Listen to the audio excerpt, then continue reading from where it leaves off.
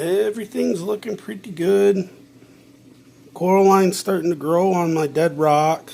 Everything's getting, basically it's definitely live rock at this point. Rhodactis. Got a frag plug down here that fell. Got that rock anemone back there. Keeps hiding where I can't see him, which is really sucks because every time I move him, he goes right back to that same spot. So I guess that's where he's going to stay, which sucks because he's about 4.5 inches across, and he's just gorgeous when the bluer lights come on in the evening. My hammer coral. I was told this is an Aussie gold on Live Aquaria. Not sure though, because it doesn't look real gold.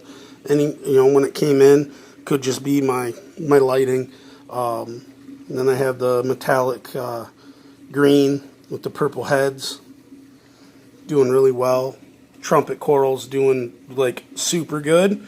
This Gonopora just doesn't want to open up. I don't know if it's getting too much flow, if I need to put it lower or not, but maybe. Euphilia was completely brown when I first bought it, with just a few little strands of the metallic green, so it's definitely getting a little bit better.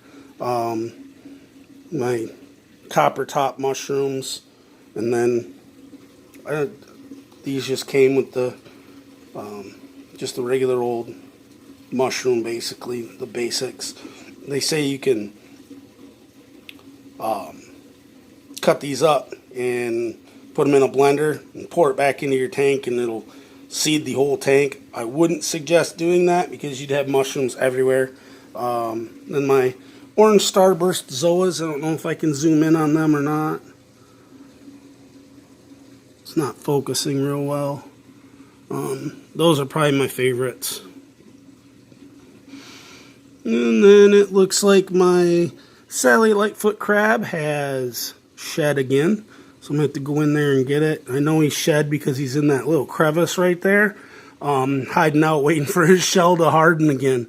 Thing just keeps growing, which is good. That means I'm doing something right. But parameters are all, nitrates and ammonia are completely zero now. Or nitrites, I mean. And then my nitrates and phosphates, they're well under control. As you can see, I have no hair algae growing or anything like that. Luckily, I got a little bit of cyano back there where that anemone is, and I think that's just because of lack of flow. And I probably went a little too long before I did a water change the last time. But my sea hare will eat it all, I'm sure, and my yellow-headed sleeper goby will stir it up so that it won't be an issue, I'm pretty sure. Looks like I got a Kenya tree back there just starting. And the 6-line wrasse is picking through. And then my yellow tang, he's over here, right down there, being a jerk to everybody today. And then, of course, we got the little Percula clowns, my wife's favorite fish. Gotta have Nemo, she says. So we have Nemo. But everything seems to be doing really good. Coraline is definitely taking off on all the rocks. Doing really well. So I think my tank is definitely established and cycled finally. This rock I actually added in probably 4 weeks after the whole tank was started. Because I just didn't like the way the two blocks look, so I wanted to add it to give it a little bit better flow with the rock work and whatnot. So, like I said though in the previous video, just learn how to do this. I don't do any editing,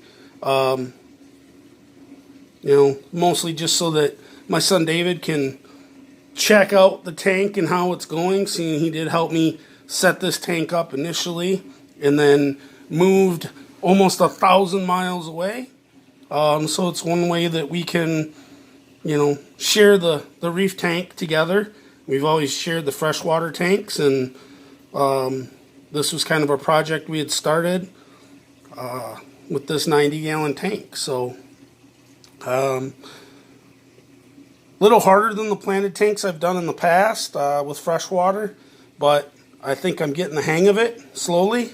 You know, I understand the cycle and everything like that, so it makes things a lot easier in that aspect of the hobby. But there's a lot more testing I feel involved with the saltwater tank versus freshwater. Freshwater with a planted tank, I might go 2 months without a water change because my parameters were good. So I just left everything alone and kept dosing my iron and making sure my CO2 was pumping correctly. And with saltwater, you kind of got to be more mindful. Do your 20% water change.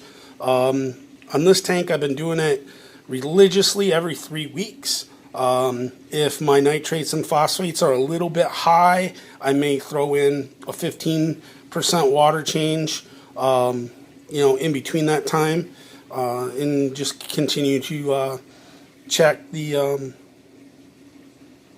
levels, making sure all my parameters are good. Testing has become my best friend, basically, with the saltwater tank, but it seems to be paying off. So I'm going to continue doing it. My overflow is kind of dirty. Need to get that scrubbed, but I'm not one to worry about a little bit of algae or something right away, because I have snails and hermit crabs in here that will consume the algae. So I've got to keep my ecosystem going strong. Other than that, if you have any questions, feel free to add them in the comments, and I'll do my best to answer them. Thanks.